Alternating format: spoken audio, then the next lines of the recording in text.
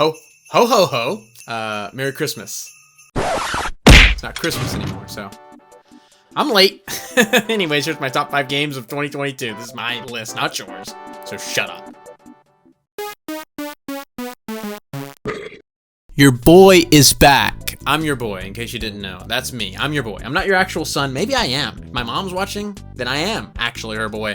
But no, I'm your friend. Your friendly neighborhood internet weirdo. Small man, short stature, unremarkable in every way, shape, and form. But I'm here to tell you my top 5 games of 2022. Not the best games of 2022. I'm not the definitive gamer, all right? Jeff Keighley's the definitive gamer. He said so himself. That's why he's got an award show, right? I guess. I don't know. But these are my favorite games that I played in 2022 that are from 2022. I played games from previous years that I like more, like Yakuza Like a Dragon. Played that for the first time this year. You got balls stepping into my big comfy crib.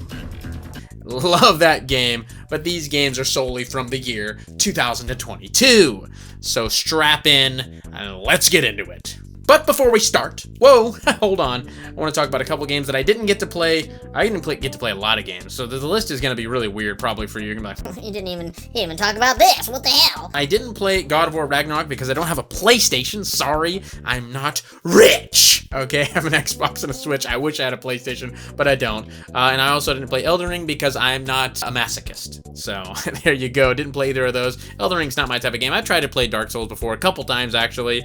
I just don't like it. It's not fun to me, but I know obviously it's so well beloved, and that's fine. That's great. I'm not saying anything bad about it. It's just not my cup of tea, okay, sweetheart? But that's why those aren't on the list. But now, for real this time, no joke, let's get into the movie. Number 5. Pokemon Violet / Pokemon Legends Arceus. I like both of these Pokemon games for separate reasons, each of them. I think the world in Pokemon Legends Arceus is a lot cooler, a lot more fleshed out, it looks a lot better. I'll tell you that right now. It looks a lot better, and it has a little bit more thought put into it. I feel like Pokemon Scarlet in Violet's world, they just laid the map out and just drop shit down wherever. They was like, fuck it, just cram it in there. There's like a gym leader right next to another gym leader in the game. Like literally I could throw a rock at the other. It's like, it doesn't seem very fleshed out and planned out. There's a huge area at the top of the map. There's like nothing going on. I haven't beat the game yet, so maybe something happens where it's like, oh, there's actually something you gotta do up there. I don't know, but each game has things I like about it, so I put them on here as like a tie for 5th, which is kind of cheating, but what are you gonna do about it, huh? What are you gonna do about it? Pokemon Scarlet I have had more fun with than Legends Arceus. Legends Arceus was good and it was fun, and it was cool to see Pokemon go in this weird direction of like, you know, open world-esque type Pokemon, even though it was segmented into areas. Pokemon Scarlet's really the open world, but that looks like dog shit anyways. Both of them were fun. Pokemon Scarlet and Violet has a lot of cool ideas that were touched upon that will probably be fleshed out further later in later generations of Pokemon. Hope to God that is the case, because I like these different objectives in the story you can do. They just toss you out into the wild and they go, you know what? You can fight the gyms, you can fight these gigantic monster Titan Pokemon, or you can go take on these bases that are like Team Rocket and all that Galactic and all that stuff from the past generations. Team Star, I believe it is this time. And it's up to you which order you do everything in. You can literally go from fighting a gym that you're overpowered for to fighting a gym that you are way outclassed in, and I like that.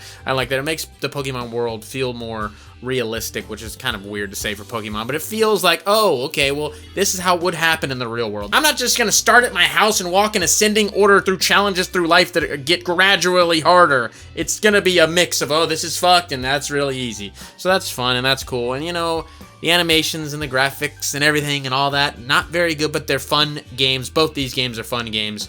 I do recommend both of them, even though I hate to encourage Game Freak because god damn it, they could do so much better, especially with working on the #1 media franchise in the entire world. You hate to see it, but it still is fun. Number 4. Teenage Mutant Ninja Turtles Shredder's Revenge is my number 4 game of the year. This game had so much love and care put into it. You can just tell playing the game. It just feels right at home at an arcade cabinet in the 90s. Tribute Games developed the game, and I don't remember the publisher of the game, but Tribute Games created the game. They made the game, and they did a fantastic job. Literally, it just feels like a continuation, a spiritual successor to Turtles in Time, which I believe it is. If I played this in like 1997 or something at an arcade, I'd be like, yep, this is appropriate. I'm playing it now in 2022 on my Switch, and it's awesome. And it has some multiplayer, some online multiplayer stuff. We played it on Twitch together with viewers of the channel. It was a very fun time. It's a great game, very short game, but super fun, very nostalgic. I love Ninja Turtles, especially the classic Ninja Turtles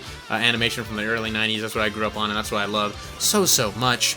So this was just a nice little treat, a nice little snack, a little morsel for us to chomp down on. Us Ninja Turtles fans. I have a lot of Ninja Turtles merch on my desk here, so it really was a fun time. Obviously, I'm a little biased because of how much I enjoy the Ninja Turtles franchise, but I think it is a fantastic beat 'em up and one of the best beat 'em ups ever made, ever.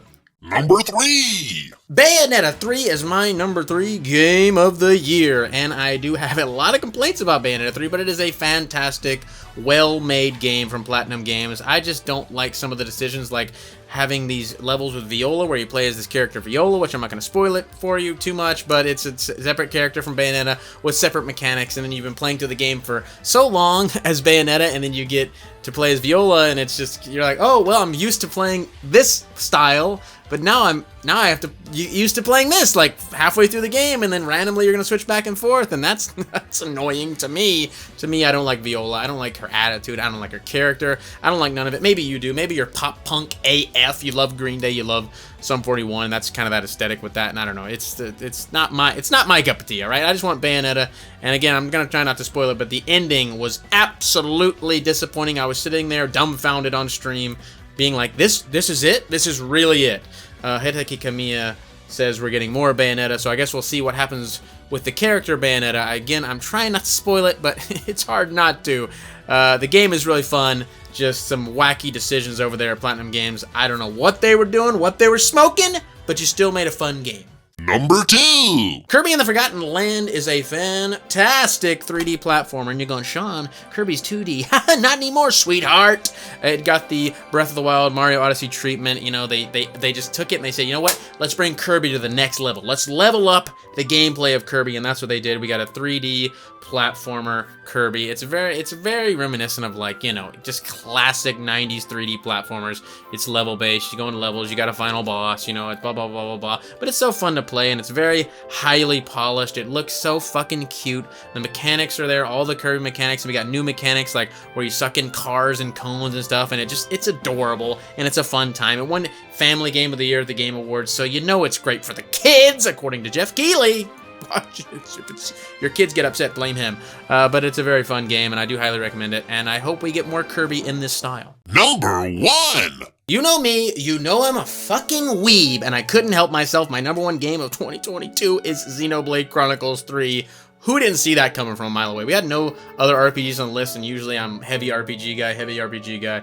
But these other games, you know, they were very great, and I played a lot of RPGs from previous years, like I said, like a dragon. But Xenoblade Chronicles 3 was a fantastic shining beacon of JRPG goodness when it released. Obviously, it's a continuation of the Xenoblade Chronicles series. Very similar gameplay, little tweaks, little lifestyle tweaks, all kinds. There's really good lifestyle changes. Xenoblade just gets better and better and better every generation, every iteration. It gets better and better. Monolith Soft knows what the hell they're doing. It'd be cool to see them tackle some other franchises. But Xenoblade Chronicles 3 isn't just more of the same. Like I said, there's a lot of little changes, a lot of little tweaks, the gameplay changes, gameplay tweaks. Like you get these mech things. It's just weeby as fuck. You got these weird little like mech things that you can turn into, and they can fuse together. And there's all this weird, there's fusions and mechs and booba. Not as much booba as Xenoblade 2, which a lot of people didn't like Xenoblade 2, maybe because there was too much fan service. I'm a degenerate scumbag, and I love Xenoblade Chronicles 2, maybe even a little more than 3, but 3 does have some good booba. Alright, don't be mistaken, there is some good booba in there. See? And it is as solid a JRPG as you could hope for if you like that kind of stuff. Action RPG, not turn-based. You know the deal. You know what Xenoblade is at this point. Look at it. You can see it from a mile away. It's just solid, fantastic gaming goodness. That's my list. 2022, not that great of a year for gaming, in my opinion. Obviously, we got God of War and Elden Ring and all this other stuff. Stuff I didn't get to play and stuff I didn't want to play that other people were like, I've been waiting for this for 47 years. So maybe it was a fantastic game for some. This is just my year, my interpretation of the year. Not that great for me, but hey, I'm glad a lot of people had a lot of fun with a lot of games, and let's see what's coming next year. Excited for lots of things. Hope to God we can finally get Advance Wars Reboot Camp. Please, Nintendo, don't do this to me. I've had the game pre-ordered forever. Okay.